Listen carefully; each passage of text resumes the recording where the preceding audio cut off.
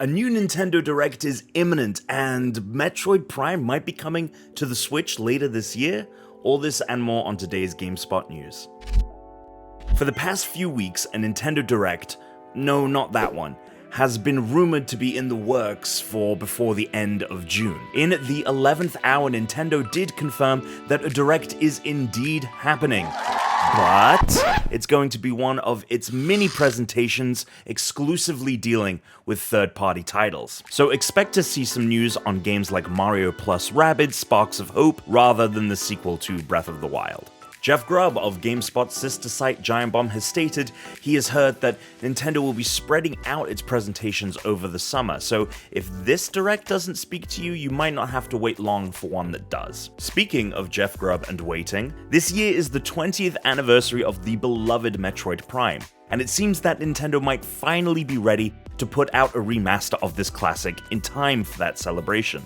Grubb reports that he has been told, quote, pretty definitively that the remaster will be one of Nintendo's big holiday 2022 releases. Grubb also notes that rather than a package of the entire trilogy, this release will only be a remaster of the first Metroid Prime.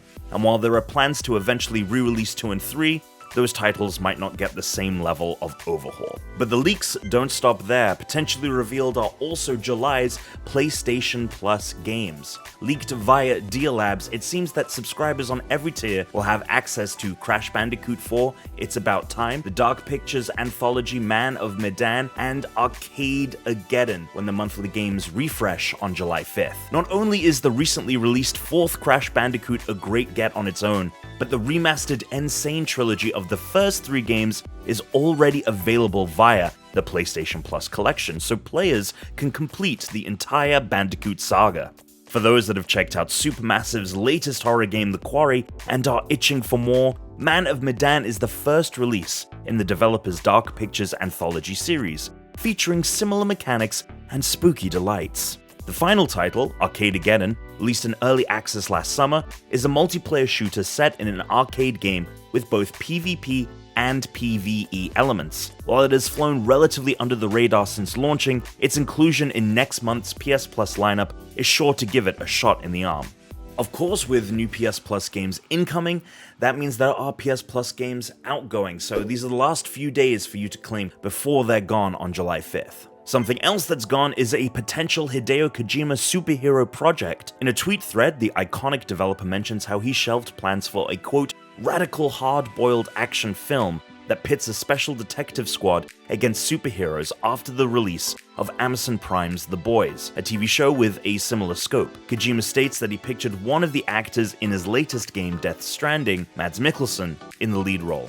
Kojima, if you're watching this, I am begging you, please bring this project back to life. While you at home too mourn the loss of a hard-boiled detective story helmed by Hideo Kojima, distract yourself with the Overwatch 2 beta starting on June 28th, which you can sign up for now on both PC and console. If that's not your bag, on the same day, Jane Foster, aka the Mighty Thor, will become a playable hero in Marvel's Avengers with her own unique moves and battle pass separate from the original God of Thunder. And that's going to be it for today, gang. Thank you so much for joining me on my very first GameSpot News Roundup. Please consider liking and subscribing, and for everyone that already has, thank you for helping us reach 5 million subscribers. I really take a lot of credit for that. We'll see you tomorrow for more news and gaming.